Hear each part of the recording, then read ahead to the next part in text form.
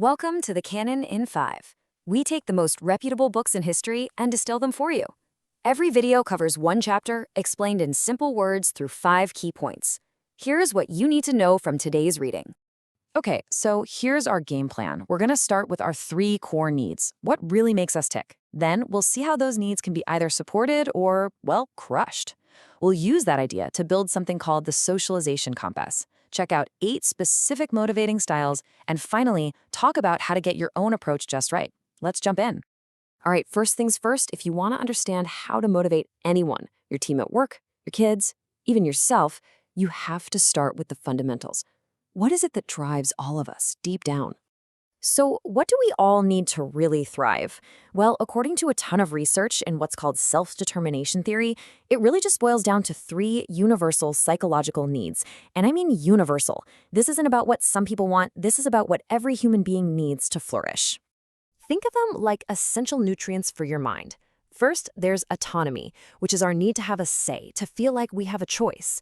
Then there's competence, the need to feel like, hey, I'm good at this. And finally, relatedness, which is our deep need to connect with other people. When these are met, we're at our best. When they're not, well, that's when we start to struggle.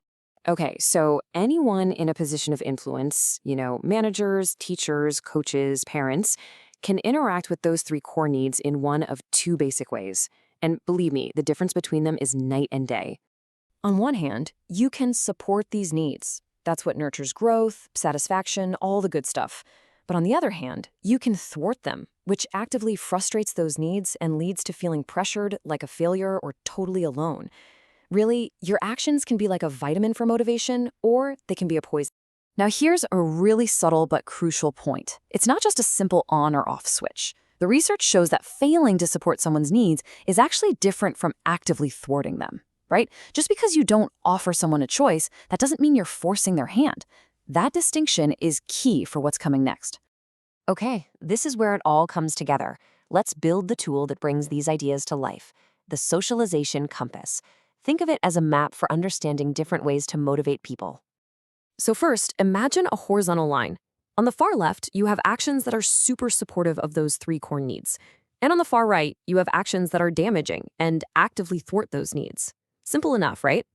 Next, let's add our vertical axis. This one represents how much direction or guidance is being provided. At the very top, you have high directiveness, very hands-on.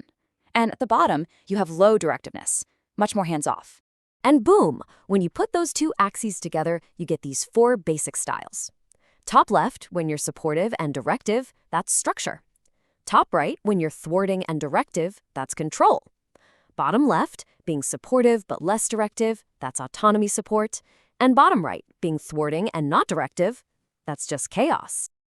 But we can get even more specific.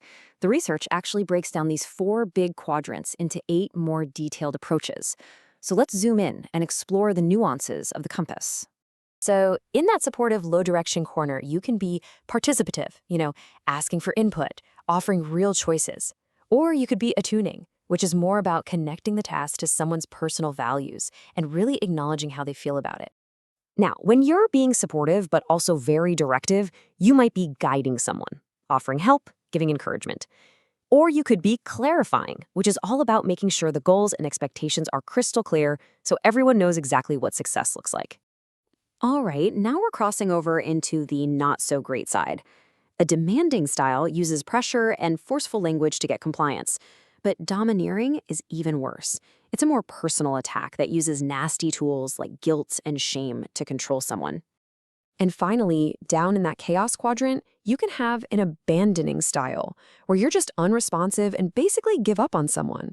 Or there's the awaiting style, a totally hands-off, indifferent, let's just wait and see what happens kind of approach.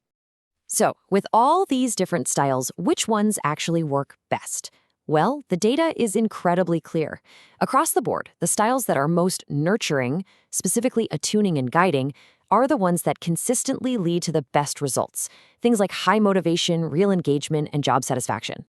Okay, so we have this awesome map. Now what? How do we actually use it in the real world? It's not about just picking one spot and staying there. The real skill is learning how to navigate the compass effectively. And you've got to be careful because there are a couple of major pitfalls. Notice how providing structure is right next door to control? It's a slippery slope. Your well-meaning guidance can easily feel like pressure. And on the flip side, offering autonomy support without the right skills or resources can quickly dissolve into chaos. And this brings us to the real master skill of all this, what the researchers call calibration.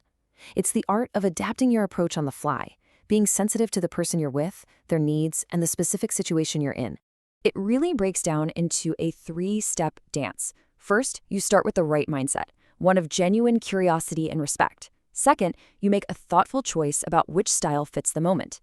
And third, and this is key, you constantly monitor how it's going and adjust your approach as needed. It's a continuous loop. So let's end with a question for you. Whether you're a manager, a parent, a teacher, or just a teammate, take a good look at this compass and be honest. Where do you tend to spend most of your time? This isn't just a theory. It's a mirror. It shows you the impact you're having on the people around you. Where are you on the map? And more importantly, where do you want